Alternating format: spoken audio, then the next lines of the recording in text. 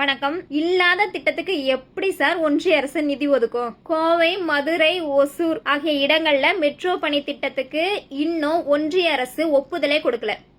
ஒப்புதலே கொடுக்காத ஒரு திட்டத்துக்கு நிதி ஒதுக்க சொல்லி நம்ம சிஎம் ஒன்றிய அரசு கிட்ட கேட்டிருக்காரு. அவர் தான் அப்படி இருப்பாருன்னு பார்த்தா அவருக்கு கீழே இருக்கிற அமைச்சரவையில இருக்கிறவங்களும் அதை விட மோசமா இருக்காங்க. ஓ, நகை கடைக்கார மவனா நீ? இவன் போற ரூட்ல எல்லாம் ஒரு ஆளை போடுங்கடான்னு வடிவேல் காமெடி ஒண்ணு இருக்குமே, அந்த மாதிரி நம்ம போக்குவரத்து துறை அமைச்சர் தமிழன் பார்த்திபன் போற ரூட்ல எல்லாம் மீடியாக்காரங்க போய் மைக்க நீட்டிக்கிட்டு இருக்காங்க. ஏன்னா நம்ம அமைச்சர் பண்ண சம்பவங்கள்லாம் அப்படிதான் இருக்கு. விஜய் சாரோட அமைச்சரவையிலேயே இன்னைக்கு ரொம்ப ட்ரெண்டிங்ல இருக்கிற முக்கியமான அமைச்சர்னா அது நம்ம போக்குவரத்து துறை அமைச்சர் தான் பாத்துக்கோங்க. பக்ரீத் பண்டிகைக்காக ஊருக்கு போக கிளாம்பாக்கம் பஸ் ஸ்டாண்ட்ல மக்கள் அதிக அளவுல வந்திருக்காங்க.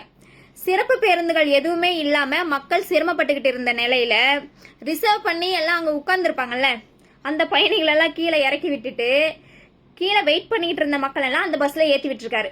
அந்த சம்பவமே இன்னும் ஆறல. அதுக்குள்ள அடுத்த சம்பவம் ஒண்ணு பண்ணிருக்காங்க, அதை நீங்களே பாருங்க.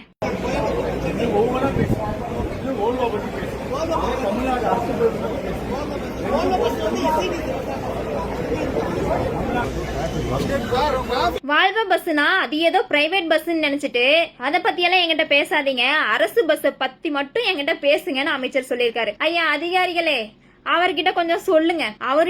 அவர் அமைச்சரான ஷாக்ல இருந்தே இன்னும் வெளியில வரல. அவர்கிட்ட கொஞ்சம் சொல்லி போக்குவரத்து துறைனா என்ன, அரசு கிட்ட எத்தனை பஸ் இருக்கு, என்னென்ன பஸ் இருக்குது, எத்தனை ஊழியர்கள் இருக்கிறாங்க, எப்படி அதை மெயின்டெனன்ஸ் பண்ணணும், எப்படி துறையை முன்னேற்றணும்னு கொஞ்சம் பாடம் நடத்துங்க அவருக்கு. அதிமுகவிலேயாச்சும் ஒரு செல்லூர் ராஜ் தான், ஆனா இங்க மொத்த கட்சியுமே செல்லூர் ராஜாக்களா தான் இருக்காங்க போல. மாற்றம் கொஞ்சம் பயங்கரமா தான் இருக்கும் போல.